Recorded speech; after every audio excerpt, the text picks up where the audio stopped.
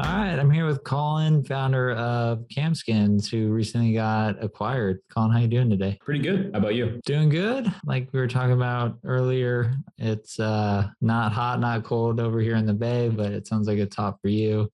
For those that may not know you, do you want to give just a brief introduction of yourself? Sure. I started CAMSKNS back in, say, 2020, when kind of COVID was happening and just the craziness of the world. That was my introduction to D2C, which was so crazy because it's just like kind of doing it at the scariest time. And I had no idea. And so I was kind of introduced to this incredible D2C e-commerce community, and I've just fell in love with it ever since. That's awesome. What made you start CAMSKNS? I'm on the website now, and I wish I had a MacBook for one of the skins, but what made you, like, how'd you get the idea? How'd you get it started? Walk me through that. Totally. So basically I was seeing competitors in this space, and I started as a photographer. So started as a freelance photographer, and I came across these things called camera skins, and I saw like one or two competitors in the space. And I was just like, they're really cool designs. I'm not sure if I'm like 100% sold on them. They don't really have a lot of loud designs or kind of crazy designs. And so I was living in Charleston at the time, and I found this local manufacturer who manufacturers, they basically do vinyl wraps for your car. And I was like, hey guys, would you possibly be able to reverse engineer this if I were to get you something? And we went through it, and they gave me this perfect copy. And I was like, that was the aha moment where I was like, these guys can do this. I think we have an opportunity here. Yeah, this is awesome. The camera that I'm recording with, you have a skin for the Canon cameras. Yeah, which one? It'd take a minute for me to look behind it. I'm not the savviest with the podcast setup. But I might actually buy something on here. Yeah. So this is rad. So it's a e-commerce brand where you can get skins for cameras, MacBook, even lenses, rad, drones. Yep. Okay. So how did you get your first customers? You get this idea, you find a manufacturer, you got a product. What happens after that? Yeah. So weirdly enough, this was back in like peak Instagram era, where like Instagram was pushing photos really hard still. And if you were a really exceptional photographer, they would still post your stuff a lot. And so we just started posting on Instagram like every day, like 3 or 4 times a day of these super high quality photos, because I was a photographer at the time. And so I could take photos of the camera skins and make them super high quality. And we grew like a ton of traction really quickly. And so it all was from Instagram before they shifted really aggressively to video, but it was all Instagram. Nice. I like that. I always tell people when they're first starting out, building a startup, business, whatever it may be, focus on one marketing channel at a time, because you can do ads, SEO, social media, but just going all in on one channel, you'll be, good at it, you'll be consistent. So that's awesome, man. And then, okay, so you got the business up and running, you got some customers, you got great products. I'm looking at your photos now, beautiful photos. What made you decide to sell the business? Yeah, so I basically had the business for 3-ish years. I tried a lot of things, and I think there's like an old adage where it's like the team that gets you from 0 to 100,000 is different from the team that gets you to 100,000 to $1 million. And then the team that gets you from $1 million to 5 is different from that team. And so I don't think I am that super scale guy. And I didn't really want to go through either two options, which was, all right, do I want to raise money? Not really. I don't really want to go down that route. Or do I want to hire people? Not really. I don't really want to hire anybody. We basically ran CAMSKNS with 10 contractors and freelancers. No one was W-2'd. It was just all contractors. And so there was this opportunity where it's like, okay, we could take this like to the next level, but it would require hiring a ton of people or giving up a decent amount of equity. Nice. I love that answer, because a lot of entrepreneurs, they'll build businesses and then not understand just what it takes to get to, what you said. Let's say, I usually think of it as like 0 to 1, 0 to $1 million, $1 million to 10 million, 10 million to 100 million. those all require different, skill sets. And it's so important. Like I even say before starting a business, write down all the stuff that you don't like to do. And that'll 100%. really be your guiding path. Like if you want to build a big business, then, obviously managing people is going to be on that list. Yep. But if I don't like to manage people is on that list, you're going to optimize your business in the way you did with contractors, not having to manage a big team. So kudos to you on that. Okay. So you got your reason to sell. You built it to a certain scale, awesome product, happy customers. Now you listed it on acquire.com. So walk me through that journey. Like first, why did you list on acquire.com? What did the first week go like? Tell me all about that. Sure. And then I'll give you also my acquisition of how you acquired me too as a customer. So I acquired you.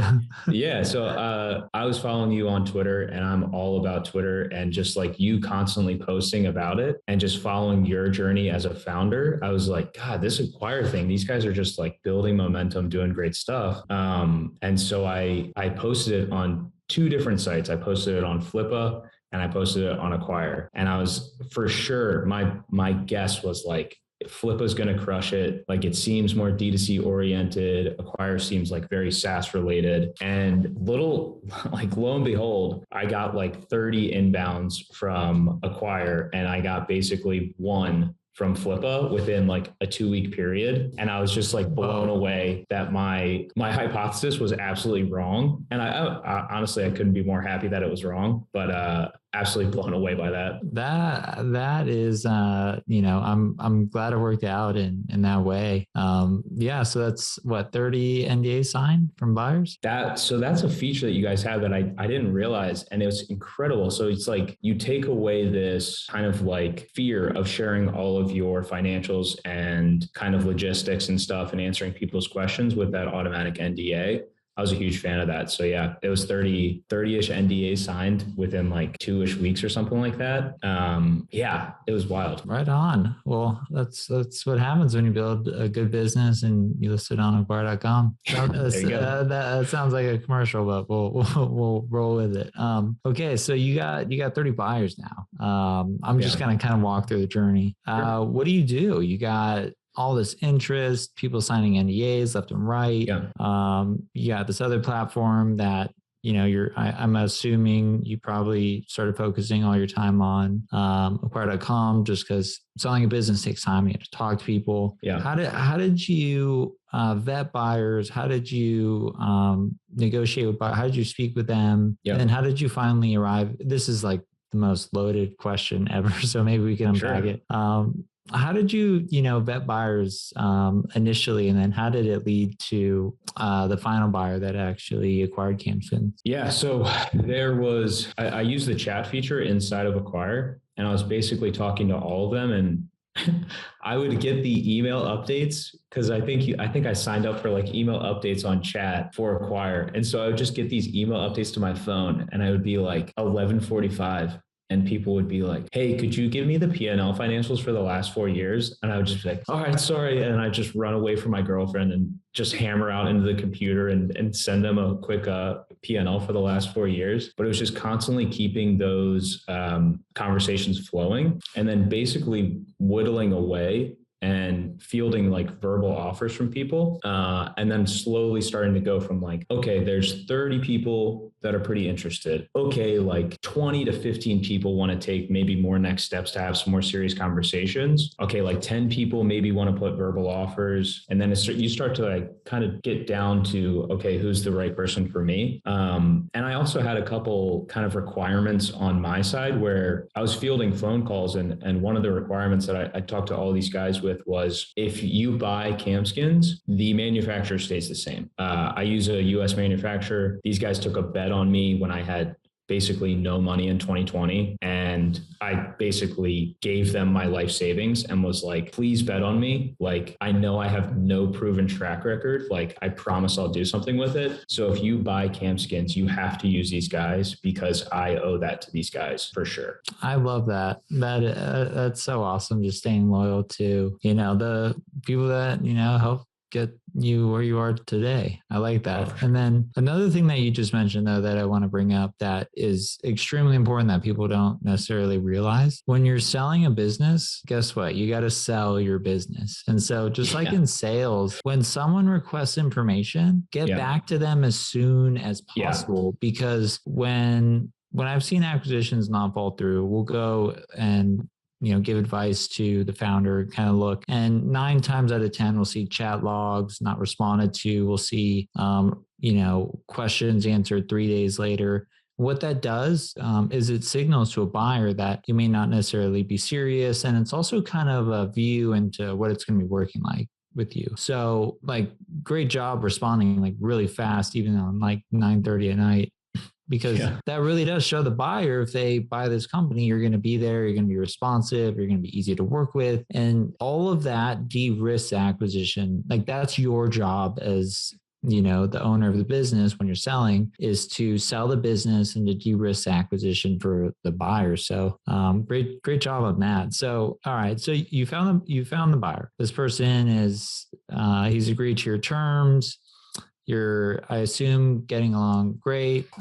Now you move into the funnest part ever, aside from going to Disneyland, due diligence. Yeah. Walk me through that in terms of, it's e-commerce business. How did that process go? And, what did you learn from it? I was basically keeping 2 people on speed dial at all times, which was my accountant and my friend who is a lawyer. And I was basically just be like, if they needed anything, I would respond immediately with due diligence. And then if we kind of had some new terms that we were working with, or potentially trying to figure out a different way to shape some stuff, I would always run that by my friend who's a corporate lawyer. And I'd be like, hey, what do you think about this? Like, does this seem right? Does this seem like something that I should go with? Or is this like totally, I should ignore this? So it's basically this like kind of like your 2 weeks of hold your breath period, where the buyer is essentially trying to poke holes in all of your evaluation for your company. And you are providing as much data and backing that up as much as physically possible. And so I felt that my accountant and my lawyer would back me up, and hopefully this would also back up the business itself. So it was definitely more stressful than I would have thought, but I'm glad we got through it. Nice. One tip I always give to founders that when you're in due diligence is, there's multiple parts of your business. You didn't have this scenario happen, but a lot of times when you go into due diligence, a buyer will always find something they don't like. Just something. It could be big, it could be small, it could be material where the deal falls apart. But one strategy is to, again, your job at this point now is to really make it easy for the buyer to understand your business end to end, and then also verify everything that you presented as true. So one example would be, while the buyer has a list of due diligence questions, you start sharing more about the business. How does marketing work? And it could be a simple recorded video. How does, why do people buy your products? How does support work? If it's a software business, how does the product work from a high level? Have you raised prices? Just other things about the business to get them, because you're still selling the business after you sign an LOI. And if you do that, sometimes if they find something maybe kind of small, you've just shared with them a bunch of other stuff to get excited about, growth opportunities, etc. And that can keep the deal going. But it sounds like you had a pretty smooth due diligence process. So congrats on that, man. And then so it comes time to, wire the funds. Did you use escrow service? How did you kind of end all this? Yeah. So I think we use an escrow service. I forget which one, but we just use an escrow service and decided a date. And it's weird because, like, I don't know, you assume when you're selling a business that like, you don't really know what's going to happen. And then you realize that like, oh, this is just all going to get wired to my bank account. And then it just kind of appears in your bank account. And so I'm like looking at my Chase app and I'm like, oh, wow, this is real now. Okay. It's kind of a weird moment where you're just like, all right, this is cool. This is also super strange. Like I made this thing and now it's like worth this money and it's on my phone. I I don't know. It was kind of a surreal moment, but yeah. Yeah, I can relate. When I saw my first business, when the wire came in, I actually wasn't excited. I was super like nervous and scared. Yeah. It was such a weird feeling because I got the typical like I sold to a private equity firm and he texted me like, hey, check your bank account. I remember he sent some like banker terms like cut the cigar and puff it or something like that. I don't know, like smoke a cigar. And I checked my bank account. I'm like, whoa, like is this illegal? Like did I do anything wrong here? Like this is not what I expected. And then I actually didn't like sleep very well that night. It's one of those moments like you just never forget. So I'm glad you got to experience that. And then I was convinced that like Chase, my bank that I use, was gonna like mark it as fraud. And so I was like, do I need to talk to Chase in person and like tell them before this happens and be like, hey, like just to let you know, I'm gonna like get this transfer. Like, please don't mark this as fraud because like this is real. So I was in this weird limbo where I was like, oh, please go through. Like, oh my gosh. Yeah, the waiting period is terrible. I had what's called a false start. Again, just acquisition slang. Maybe Acquire.com will change it, but that's when you have a closing date, but you miss it. And so you're just waiting. And then wires can only go out past, I don't know, 1 p.m. Eastern. And so, 1 p.m. comes and nothing happens and you're just like, and then, it's some person that wasn't able to get their document in and wasn't able to get the approval. So that feeling, also sucks too. So glad it all landed in your bank account, where it belongs. So now I got, every person I talk to who's sold a business, is working on, something else. What are you up to now? Yeah. So I just jumped on as the director of marketing for a SaaS startup called Zenlytic. And it's pretty wild because I'm one of the first 10 employees. And so you get that really core feeling of like, all right, we're going to be at the ground floor of this. And I basically have the opportunity to shape how we're going with marketing and the direction we're going to take, which is kind of the thing that fires me the most up. Is like at the end of the day, CAMSKNS was just all my marketing ideas. And I just had a great manufacturer that somehow supported me and bet on me. And now it seems like this startup that I just joined is essentially doing the same thing where they're just like, hey man, what are your marketing ideas? How are we going to go forward? And that's the stuff that just fires me up the most. That's awesome. And then you have a whole business that you built and sold to back it up in terms of experience. So that's awesome, man. And I guess, final question would be, lots of people are trying to sell their businesses right now. Lots of people don't know what they're getting themselves into. What are maybe like 3 tips you give to another entrepreneur that was specifically looking to, list on Acquire.com? What would you, if you had 3, 5, 20 pieces of advice, what would it be? Definitely. I would say top 3 is if you can know your numbers like as best as you physically can and just get all those done out of the way. And I'm talking like all your P&Ls for the last 5 years, and just make sure you know all that stuff. And like even someone like some anomaly months too. So you're just like, you can explain those. You'd be like, oh, what was happening with this weird month? Like, oh, actually we did XYZ. And then I think painting the picture too for like, I was basically upfront about it where I was like, I've taken CAMSKNS as far as I physically could. Here's the other opportunities in which I think CAMSKNS can expand. And then I listed all of those out and I gave them basically the full like playbook of how I would expand it if I had more opportunity to do it. And I think just the third thing is like, talk to some people that you really trust and have some like really good phone calls. There were some moments during this process where I was like doubting myself and I was just doubting basically everything. I think it's pretty normal to do during that process, but I have some really good friends in the industry like that are in various stages of all of this. Some have sold their businesses and some are operating them. And I would just call them and they would basically just be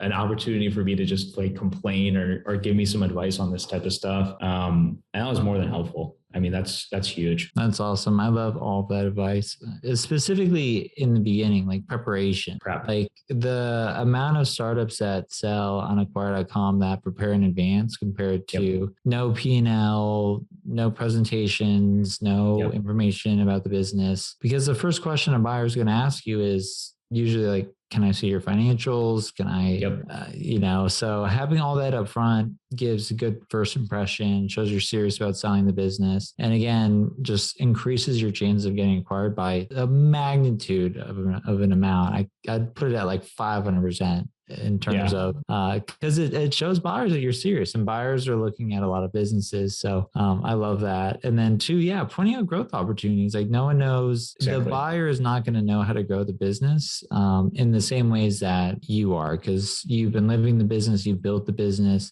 Yeah. There's obviously things that even, I want to do with my business that I haven't done yet. So just being able to share those with buyers, I think is huge. And then, always having just someone in your corner. Shameless plug. If you reach out to Acquire, we got a team of M&A advisors, so we can review LOIs, we can do all that sort of stuff. Just to have someone in your corner is huge. And like you, when I sold my first business, I had a friend in investment banking, and I would just call him with the funniest questions. I'd be like, should I send this email? And he'd be like, no, go to bed. Yes. It was just the simplest. It's that. Yeah. Yeah. It was all pro bono, and it just was just like, you're fine, calm down, almost like a therapist. That can go a long ways, because emotions and tensions can be high when it's meaningful acquisition. Yeah. I was like, hey man, I remember I was asking one of my friends, I was like, could you please read this? I know I'm not seeing this with straight eyes. Like, could you please read this contract? And he's like, dude, you're fine. This is like pretty normal. And I'm like, okay, that sounds good. I'll respond to it. Yeah. So if you got an LOI and you're listening to this as a seller or a business owner on acquire.com, we'll look at them, and we've seen thousands, so we can give feedback really quickly. But Colin, this has been great. Anything else you want to add before we end this? No. Make sure that you know when to sell. I knew when I wanted to sell CAMSKNS, when I lost the passion for it. And if you're gonna do something, you got to be like fully committed to it. And once I was out, I was like, I'm not that guy. I can't just like ride this halfway and then just try to do something else. If you're thinking about selling and you're feeling like my heart isn't really in this anymore, you should probably sell and then move on to something else that you can give 100%. And that's basically what I'm doing now. It's like, I'm fully bought in. I'm all in now. I love that. And it sounds like the startup size that you're at too is the funnest. So please enjoy it. And then what you just said, I couldn't agree with more, just because buyers will know, because again, buyers are going to spend time looking at your P&L, and they're going to spend time looking at your materials. And if there's any scent of just, you're not serious about selling, you're on the fence, on their end, they're thinking, well, I don't want to spend all this time if you're just not going to sell in the end. So really, being, you've come to the conclusion that you want to sell, again, increases your chances of being acquired quite a bit. So Colin, well done. I'm impressed. And this is a fun story. I'm rooting for you, man. If people want to find you online, where can they find you? I guess Twitter is the number one these days. Just Twitter. I'm Colin Dougherty _ So I'll be there. We'll put that in the show notes. Well, Colin, appreciate you coming on, man. I'm rooting for you. Thank you. I appreciate it, Andrew, so much. All right. Cheers. See ya.